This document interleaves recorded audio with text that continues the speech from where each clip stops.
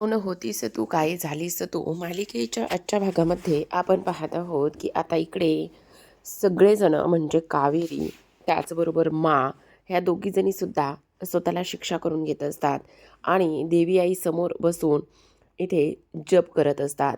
आता 1,00,000 वेळा देवी आईच्या नावाने त्यांना जप करायचा असतो म्हणून त्यांचे प्रयत्न सुरू असतात. मला खूप त्रास होत असतो.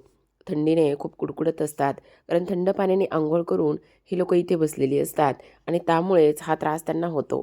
तेव्हा विद्या म्हणत असते, खरं तर इथे तो बिझनेस माझा होता आणि माझ्यामुळे इथे कावेरी वहिनीने सुद्धा त्या बिझनेसमध्ये पार्टिसिपेट केले आणि त्यामुळेच हा चिकू आणि त्याबरोबर हे सगळं काही झालेलं आहे. म्हणजे चिकूसुद्धा त्याच बिझनेसमध्ये आल्यामुळे हरवला आहे. मग खरं तर शिक्षा मलासुद्धा झाली पाहिजे. म्हणून आता विद्या चिकूला यशकडे सोपवते आणि तीसुद्धा इथे आता हातामध्ये कापूर घेऊन बसत असते. कारण 1,00,000 वेळा त्या जपाचा जप झाल्यानंतर आता त्या लोकांना इथे हे करायचं असतं, हातामध्ये कापूर तेवत ठेवायचं असतं आणि तेव्हाच त्या व्रताची खऱ्या अर्थाने सांगता होणार असते. आता इकडे म्हणजे सुलक्षणाला खूप थंडी वाजत असते आणि कुडकुडणाऱ्या सुलक्षणावर यश आता पटकन एक शॉल टाकतो, जेणेकरून तिला थोडंसं बरं वाटेल. तेव्हा कावेरी स्वतःला त्रास होत असताना सुद्धा इकडे त्या म्हणजे सुलक्षणाचा विचार करते. तेव्हा मात्र इथे यश विचार करत असतो. खरं पाहायला गेलं तर इथे कावेरीला फक्त आणि फक्त इथे दुसऱ्यांची काळजी आहे. स्वतःला सुद्धा इथे त्रास होत असताना इथे त्या दुसऱ्यांचा विचार करतात, असं इकडे आता तो बोलत असतो. आता तेव्हा आपण पाहतो की इकडे आता कावेरी 1,00,000 मंत्रांचा जप झाल्यानंतर उठून उभी राहते आणि तेव्हा उठून उभी राहिल्यानंतर आता ती इथे घंटानाद करायला घेत असते. आता घंटानाद केल्यानंतर आपण पाहतो की लगेचच आता इकडे आज इथे त्या म्हणत असतात, खरं तर आता खऱ्या अर्थाने ह्या व्रताची सांगता झाली. चला आता आपण आरती करून घेऊया. असं म्हणून आता लगेचच ती लोकं आरती करायला घेत असतात. तेव्हा प्रेक्षकांनो आपण पाहतो की इकडे चिकूला गंध, तिलक वगैरे लावल्यानंतर आता ती लगेचच आरती करायला घेत असते आणि तेव्हा इकडे आता माच्या अंगामध्ये त्राण शिल्लक राहिलेले नसतात आणि माच्या अंगामध्ये त्राण शिल्लक न राहिल्यामुळे आपण पाहतो की आता इकडे लगेचच आरती करायला घेतात, पण त्यांना ते काही जमत नसतं आणि त्यामुळे यश म्हणत असतो, मी काय म्हणतो, तू प्लीज माझं ऐकून घे ना. तुला ही आरती करायला नाही जमणार आहे. तुझ्या वतीनं मी आरती केली तर चालेल का प्लीज तू एकदा तरी ऐकून घे ना. असा हट्ट करू नकोस असं सुद्धा आता इकडे तो बोलत असतो. त्याचबरोबर आपण पाहतो की इकडे आता कावेरीच्या हातामध्ये कापूर असतो. तिला खूप त्रास होत असतो आणि जळता निकारा हातामध्ये घेतल्यानंतर तार त्रास इकडे सगळेजण पाहत असतात आणि तेव्हा आता इकडे यशसुद्धा म्हणत असतो की आता मी सुद्धा हा जो काही जळता निकारा आहे तो हातामध्ये घेतो. मला सुद्धा त्रास झाला पाहिजे. तेव्हा लगेच आता इकडे म्हणत असते, हे बघ यश असं करू नकोस.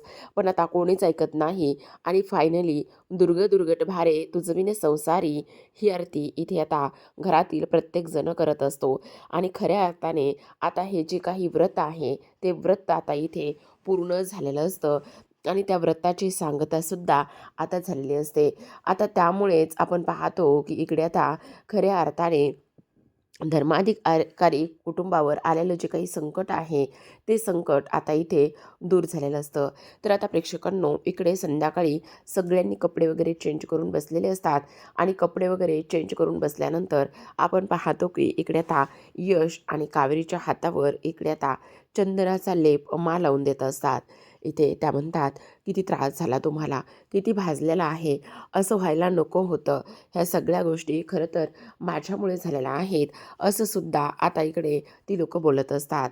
आता तेव्हा लगेच इकडे कावेरी म्हणत असते, नाही उलट तुमची तब्येत खराब होती आणि तरीसुद्धा तुम्ही हे व्रत केलेलं आहे, त्यामुळे तुम्हाला हा त्रास झालेला आहे. खरं पाहायला गेलं तर असं व्हायला नको आहे, असं सुद्धा आता इकडे ती लोकं बोलत असतात. तेव्हा आपण पाहतो की यश म्हणत असतो, हे बघ तू काळजी करू नको, सगळं काही व्यवस्थित होईल आणि मला खात्री आहे की नक्की सगळ्या गोष्टी व्यवस्थित होतील. तेव्हा लगेच आता आपण इकडे पाहतो दुसऱ्या बाजूला यश आणि कावेरीने जे काही आज केलेलं आहे त्यामुळे माला खूप आनंद झालेला असतो. मा म्हणत असते, खरं तर आता इकडे आपल्या घरामध्ये नक्कीच आनंदी आनंद येऊ शकतो आणि आनंदी आनंद येण्याचं कारणसुद्धा अगदीच तसं आहे. कारण कितीही नाही म्हटलं तरीसुद्धा आता घरावर आलेलं संकट हे दूर झालेलं आहे. त्यावर पौर्णिमा म्हणत असते, "पण मी काय म्हणते वहिनी, बघा ना, आता इकडे ह्या व्रतामुळे खरं तर सगळं व्यवस्थित झालं आहे आणि ह्या व्रतामुळे तुम्ही एवढं सगळं स्वतःला त्या व्रतामध्ये झोकून दिलं ना, त्यामुळे ह्या सगळ्या गोष्टी व्यवस्थित झालेल्या आहेत." त्यावर आता इकडे मा म्हणत असते, "मी काय म्हणते, आता आपल्याला एक काम करायचं आहे. आपण सत्यनारायणाची पूजा घालून घेऊयात. जर सत्यनारायणाची पूजा घातली ना, तर सगळं व्यवस्थित होईल." असं इकडे तिचं म्हणणं असतं आणि तेव्हा लगेच आता इकडे ती लोकं म्हणत असतात, "मग आता काय?" विद्या मुद्दाम कावेरी आणि यशला चिडवते. ते म्हणत असतात, "म्हणजे आता काय बाबा, जर सत्यनारायणाची पूजा झाली तर घरामध्ये आनंदी आनंद होणार. मग आता इकडे यश भाऊजी 2 दिवस दम निघणार आहे ना तुम्हाला? म्हणजे सत्यनारायणाची पूजा झाल्यानंतर तुम्ही दोघं जण लैला मजनू एकत्र नक्कीच येऊ शकता." असं मुद्दाम विद्या बोलत असते. त्यावर लगेचच आता तिला ओरडल्यावर लगेच ती म्हणत असते, "बरं, बरं. ठीक आहे, ठीक आहे. माझी मी जाते जाते." असं म्हणून ती आता निघून जायला लागलेली असते. तेव्हा आपण पाहतो की इकडे आता यश आणि कावेरी हसत असतात. आता मध्यरात्र झालेली असते आणि मध्यरात्री मात्र आपण पाहतो की आता इकडे कावेरीच्या रूमचा दरवाजा वाजतो. कारण यश आणि कावेरी आत्तापर्यंत तरी हे वेगळेच झोपत होते आणि आता एवढ्या रात्री कोण आलेलं असेल असा विचार इकडे आता कावेरी करते आणि तेव्हा लगेच आता उठून दरवाजा उघडायला जात असते. आता दरवाजा उघडायला गेल्यानंतर आपण पाहतो की यश बाहेर उभा असतो.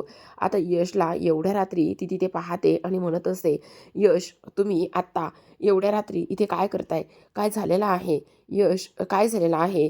असं सुद्धा आता इकडे ती त्याला विचारत असते. तेव्हा लगेच आता इकडे यश म्हणत असतो, "कावेरी, या पटकन या, म्हणजे खूप आनंदाची गोष्ट आहे. चला पटकन बाहेर चला." "यश, असं काय करताय? काय झालं आहे ते तरी सांगा अगोदर. असं का वागताय तुम्ही?" त्यावर तो तिला लगेच बाहेर लॉनमध्ये घेऊन जातो आणि बाहेर लॉनमध्ये घेऊन गेल्यानंतर इकडे आता तो तिच्या डोक्यावरती हात ठेवत असतो आणि पायापाशी बसतो आणि तेव्हा लगेच आता कावेरी म्हणते, "यश, हे सगळं काय आहे? का असे वागताय? मला काही कळेल का?" त्यावर यश म्हणत असतो, "कावेरी, मला खूप आनंद झाला आहे. आता बघा ना, गुरुजींना फोन केला होता आणि गुरुजींना फोन केल्यानंतर गुरुजींनी एक गोष्ट सांगितलेली आहे." "कोणती गोष्ट सांगितली?" "गुरुजींनी असं सांगितलं की आता 2 दिवसानंतरच मुहूर्त आहे. 2 दिवसानंतर जो मुहूर्त आहे ना, त्या मुहूर्तावर आपण सत्यनारायणाची पूजा करू शकतो आणि एकदा का सत्यनारायणाची पूजा झाली, की मग आपल्या दोघांना एकत्र येण्यापासून कोणीच अडवू शकणार नाही." "यश, काय चाललंय तुमचं हे?" "हो कावेरी, मी अगदी बरोबर बोलतोय, अगदी बरोबर बोलतोय. कारण बघा ना, आता 2 दिवसानंतर सत्यनारायणाची पूजा झाली, की मग सगळं व्यवस्थित होणार आहे आणि मग आपल्याला इथे दोघांना एकत्र येण्यापासून काहीच अडवू शकणार नाही कोणी. मग मला सांगा, मी काय तसा ओल्ड विचारायचा नाही आहे. तुम्हाला जर पाहिजे असेल ना, तर मी तुमच्या रूममध्ये नक्की शिफ्ट होऊ शकतो." त्यावर कावेरी म्हणत असते, "यश, काय चाललंय काय तुमचं? माझ्या रूममध्ये तुम्ही?" "हो, हो. कारण आता आपण नवरा-बायको आहोत ना." तेव्हा कावेरी म्हणते, "यश, मला आता खूप भीती वाटायला लागलेली आहे. आपण जे काही खोटं लग्न केलेलं आहे ना, ते लग्नाचे कशा पद्धतीने केलंय, काय केलंय, हे सगळं आपण मला सांगूयात. एकदा का मला सांगितलं ना, तर मा नक्की समजून घेतील. तोपर्यंत आपण एका खोलीमध्ये यायला नको." त्यावर यश म्हणत असतो, "हो, तुम्ही सुद्धा अगदी ते बरोबर बोलताय. आपल्याला ह्या सगळ्या गोष्टी इथे मापासून लपून ठेवलेल्या आहेत, त्या सांगायलाच पाहिजे." तेव्हा लगेच आता यश म्हणत असतो, "तुम्ही नका काळजी करू कावेरी. मा हे सगळं काही व्यवस्थित समजून घेतील, माझी खात्री आहे."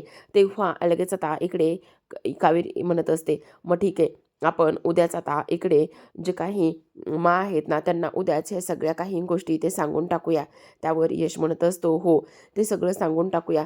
पण आता मात्र मला माझ्या कावेरीच्या चेहऱ्यावरती फक्त आणि फक्त इथे आनंद हवा आहे आणि जोपर्यंत तिच्या चेहऱ्यावरती हे हसू येत नाही, तोपर्यंत मी काही शांत बसणार नाही." तेवढ्यात कावेरी मात्र लगेचच हसून दाखवत असते. अशा पद्धतीने आता इकडे यशने आणि कावेरीने इकडे माला सगळ्या गोष्टी सांगण्याचं ठरवलेलं असतं. कारण त्यांनी खोटं लग्न केलेलं असतं आणि स्वतःच्या गळ्यामध्ये स्वतःच इथे हार वगैरे घालून घेतलेले असतात आणि तीच गोष्ट आता इकडे ते मला सांगणार असतात. आता दुसऱ्या दिवशी मा इथे देवपूजासाठी बसलेली असते, पण मला मात्र खोकला अनावर होत असतो, खूप खोकला येत असतो. आता तेवढ्यातच इथे पौर्णिमा आलेली असते आणि पौर्णिमा म्हणत असते, "वहिनी आज भाजीला काय बनवायचं आहे?" पण मला मात्र काही बोलताच येत नसतं, त्यामुळे त्या काही उत्तर देऊ शकत नसतात. तेवढ्यातच तिथे कावेरी येते आणि मा खानाखुणा करून म्हणत असतात, "कावेरीला विचार" म्हणून. तेवढ्यातच पौर्णिमा म्हणत असते, "आता गं बाई, काल आलेली सून झाली का तुमची लाडकी आणि तेव्हा तुम्हाला एवढा खोकला येतोय? थांबा, मी तुमच्याकरिता पाणी आणते. हे घ्या वहिनी, थोडंसं पाणी प्या बरं, म्हणजे तुम्हाला नक्की बरं वाटेल." आता मा थोडंसं पाणी पिते, पण माझा खोकला काही केल्या थांबतच नसतो. तेव्हा लगेच आता आपण पाहतो की इथे विद्या एक फर्स्ट एड बॉक्स घेऊन आलेली असते, ज्यामध्ये बेसिक औषध वगैरे असतात. तेव्हा ती म्हणते, "परवा ना अनुष्काला खूप खोकला झाला होता, तेव्हा ना खोकल्याचं औषध बरंच यातलं संपलेलं आहे. काय करावं मला काहीच कळत नाही." "काय गं विद्या, तू पण अशी कशी गं वेंधळी? तू लगेचच मागून ठेवायचंच ना औषध." "सॉरी, मी विसरले, मला कळलंच नाही हे सगळं कधी झालं तर." तेव्हा लगेच आता इकडे कावेरी म्हणत असते, "मी 1 मिनिटात लगेच फोन करते." फोन केलं ना, इथे कोपऱ्यावरच्या मेडिकलमधून जे काही औषध आहे ना, ते औषध मी इथे मागून घेते, असा इथे ती विचार करत असते. तेव्हा लगेच आता आपण पाहतो की कावेरीने मेडिकलवाल्याला फोन केलेला असतो आणि सांगत असते, "मी धर्माधिकारी बंगल्यामधून बोलत आहे. मला ना एक कफ सिरप झालेला आहे आणि एक खोकल्याचं औषध पाहिजे आहे. प्लीज तुम्ही लवकर पाठवून द्याल का?" तेव्हा तिकडून आवाज येतो, "हो ठीक आहे ना, आम्ही ताबडतोब लवकरात लवकर ते जे काही औषध आहे ना, ते इथे पाठवून देतो." तेव्हा कावेरी म्हणत असते, "मी आता फोन केलाय, येईल आता इथे औषध." तेव्हा यश म्हणतो, "मी काय म्हणतो कावेरी, आपण जो काही इथे मला पराक्रम सांगणार होतो ना, तो आत्ता नको सांगूयात, कारण आता माझी तब्येत खूप खराब आहे." तेवढ्यातच आता दारावरती औषध आलेलं असतं. तेव्हा यश जातो आणि त्याला विचारतो, "किती पैसे झाले?" तेव्हा तो व्यक्ती म्हणत असतो, की "नाही, मला नाही सांगता येणार किती पैसे झाले तर." तेव्हा यश म्हणतो, "म्हणजे नाही सांगता येणार? तुम्ही औषध आणलंय ना, मग तुम्ही मेडिकलमधूनच आलात ना, मग तुम्हाला कसं काय माहिती नाही?" त्यावर ती व्यक्ती म्हणत असते, "नाही, नाही, नाही माहिती." तेवढ्यातच कावेरी येते आणि यश म्हणत असतो, "तुमचं न्यू जॉइनिंग आहे का?"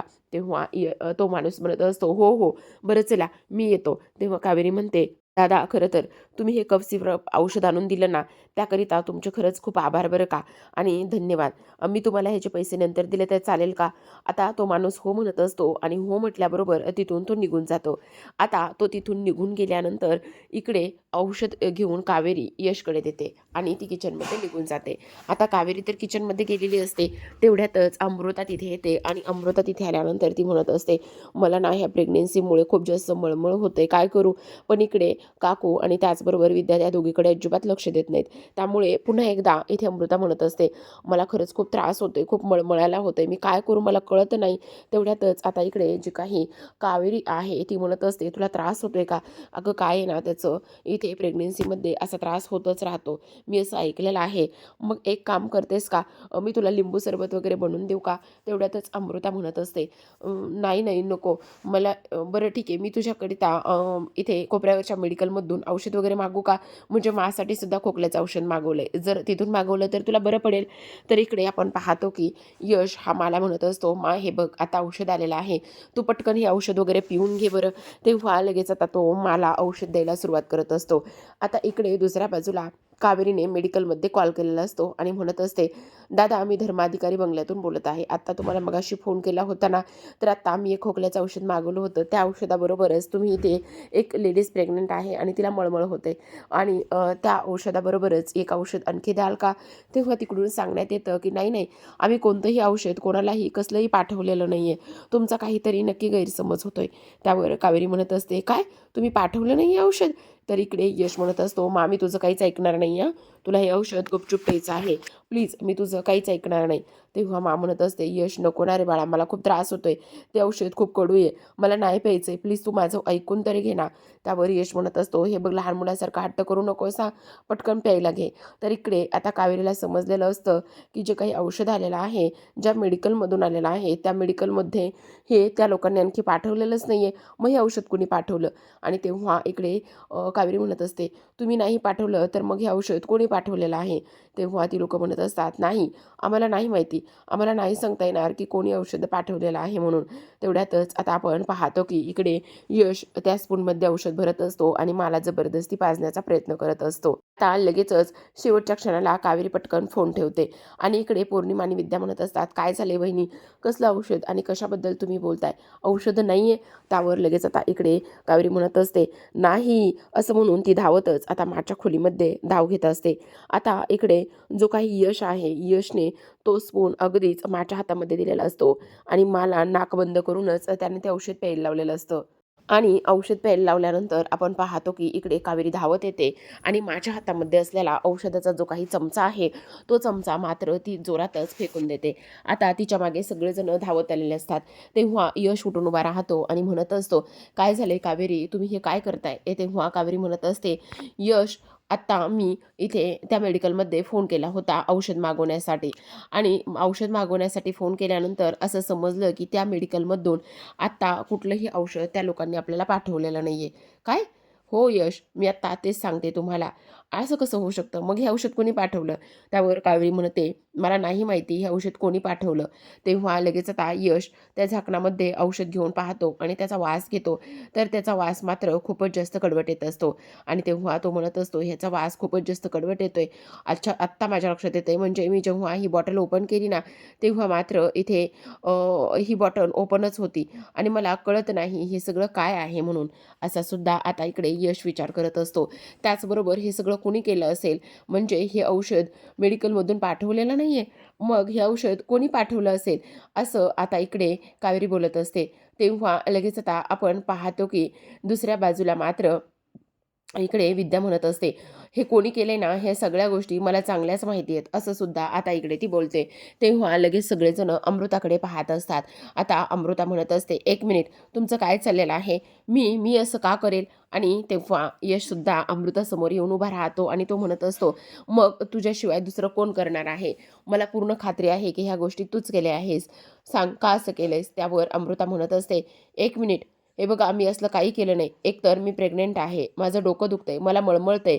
एकतर त्याच गोष्टी मला सावरता सावरणात एवढं सगळं होत असताना हे असले उद्योग करण्यासाठी माझं डोकं दुसरीकडे चालूच शकतंय का? असं अजिबात मी केलं नाही, समजलं? त्यावर लगेच आता कावेरी म्हणत असते, कारण आत्तापर्यंत ज्या काही तो कुरघोड्या केल्यास ना, आत्तापर्यंत तू घरामध्ये कशी वागलीस ना, हे सगळ्यांना सर्व माहिती आहे आणि त्यामुळे हे सगळं काही तूच केलेस. अमृता म्हणत असते, एक मिनिट, हे सगळं जर तुम्हाला असं वाटतंय मी केलंय, तर काय पुरावा आहे तुमच्याकडे? अगं, मी जर असं केलं असतं तर तुला मी म्हटलं असतं का की मला त्याच मेडिकलमधून औषध मागव म्हणून? एकतर मला एवढं मळमळतंय, एवढं डोकं दुखतंय, ह्या प्रेग्नन्सीचा मला वैताग आलाय आणि तुम्ही माझ्यावरती नाही नाही ते आरोप करताय. प्लीज मला अजिबात तुमचं काही ऐकून घ्यायचं नाही आहे. मी असलं काही केलेलं नाही आहे. आणि तेव्हा यश, तू जेव्हा चिकू हरवला तेव्हासुद्धा तुझा संशय माझ्यावरच होता, बरोबर की नाही? आणि तिथे त्या शोमध्ये सुद्धा सगळं लक्ष तू माझ्यावरच ठेवून होतास. त्या शोमधून मी 1 मिनिटं तरी कुठे गेले का नाही गेले ना, आणि तुझं लक्ष माझ्यावरच होतं ना? त्यावर यश म्हणत असतो, हो, होतं माझं तुझ्यावर लक्ष, कारण तू आत्तापर्यंत तेवढे कारनामे आणि उद्योग केलेले आहेस ना, म्हणूनच. त्यावर कावेरी म्हणत असते, पण आत्ता आत्ता तूच हे केलेलं आहेस. त्यावर आता इकडे अमृता म्हणत असते, अगं मी कशी करू शकते? मला एक बेसिक गोष्ट सांग, जर मला मळमळतंय, तू मला त्या मेडिकलमधून औषध मागवतेस, तर मी असं म्हणेल का तुला? आणि मी का करू हे? मला ह्या आता गोष्टीमध्ये अजिबात इंटरेस्ट नाही आहे. मला माझ्या बाळ महत्त्वाचं आहे, मला माझी प्रेग्नन्सी महत्त्वाची आहे आणि म्हणून मी ह्या घरामध्ये राहते. ही गोष्ट ऑलरेडी माझी तुम्हाला सांगून झालेली आहे. त्यामुळे तुम्ही माझ्यावर नाही नाही ते आरोप अजिबात करू नका, चिकूच्या बाबतीतसुद्धा आणि आत्तासुद्धा. त्यावर यश म्हणत असतो, हो, अगदी बरोबर बोलतेस तू, कारण तू ह्या सगळ्या गोष्टी केलेल्या आहेस ना, म्हणून म्हणून आमचा संशय तुझ्यावर येतोय. त्यावर आता अमृता चिडलेली असते आणि ती म्हणत असते, बाद झालं, आता मी तुमचं काही एक ऐकून घेणार नाही आहे, कळलं तुम्हाला? आणि मला होणारा त्रास तुम्हाला बघवत नाही आहे. मी इथे कुठलीही काही जरी गोष्ट झाली तरीसुद्धा अमृतानेच केली असं तुम्हाला वाटतंय का? त्यामुळे इथून पुढे माझ्याशी अशा भाषेमध्ये बोलायचं नाही, ठीक आहे? असं म्हणून आता अमृताची चिडचिड होत असते आणि अमृता मात्र लागलीच तिथून निघून जात असते. तेव्हा कावेरी म्हणत असते की ही नेमकी औषध कोणी पाठवलं असेल आणि कोण असेल हे सगळ्या गोष्टीच्या मागे? आता यशसुद्धा इथे त्याच विचारामध्ये हरवलेलं असतो की नेमकं हे औषध पाठवलं तरी असेल कोणी? तर आता प्रेक्षकांनो, आजच्या भागामध्ये एवढंच.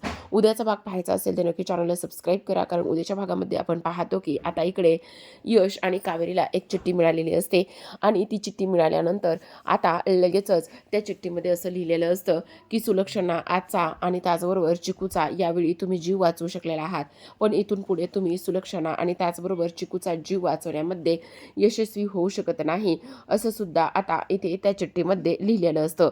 तर आता मात्र इकडे कावेरी आणि त्याचबरोबर यश म्हणत असतात हे समज काय आहे आणि ह्या सगळ्या गोष्टी कुणी आणि कशामुळे केलेल्या आहेत, असं सुद्धा आता इकडे ते लोक बोलत असतात. तर आता प्रेक्षकांनो इकडे यश म्हणत असतो मला तर कळत नाही. त्यावर कावेरी म्हणत असते खरं सांगू का, जेव्हा काऊ होती ना तेव्हा मात्र इकडे ती सुद्धा अशी चिठ्ठी आली होती आणि ही सुद्धा मला तिने चिठ्ठी दाखवली होती, असं इकडे ती बोलत असते. तेवढ्यातच आपण पाहतो संध्याकाळी आता इकडे उदय घरी आलेला असतो आणि उदय घरी आल्यानंतर आपण पाहतो की आता त्याच्या डोक्याला लागलेलं असतं. इकडे आता मारडायला लागलेली असते आणि ती म्हणत असते माझ्या मुलावर आलेलं संकट हे देवाने माझ्यावर द्यावं आणि काही जरी झालं तरीसुद्धा माझी मुलं ही व्यवस्थित राहावी, असं इकडे मा म्हणत असते. तेवढ्यातच यश आता माच्या डोक्यावर हात ठेवतो आणि म्हणत असतो मा तुझी शपथ घेऊन सांगतो, हे जे काही कोणी केलेलं आहे ना त्याला मी शोधून काढून तुझ्यासमोर हजर करेल, तोपर्यंत मी शांत बसणार नाही. तर आता कावेरीच्या मनामध्ये सुद्धा हेच विचार सुरू असतात. तर प्रेक्षकांनो पाहत राहा कोण होतीस तू काय झालीस तो मालिकेचे भाग. भेटूयात उद्याच्या भागामध्ये. तोपर्यंत धन्यवाद.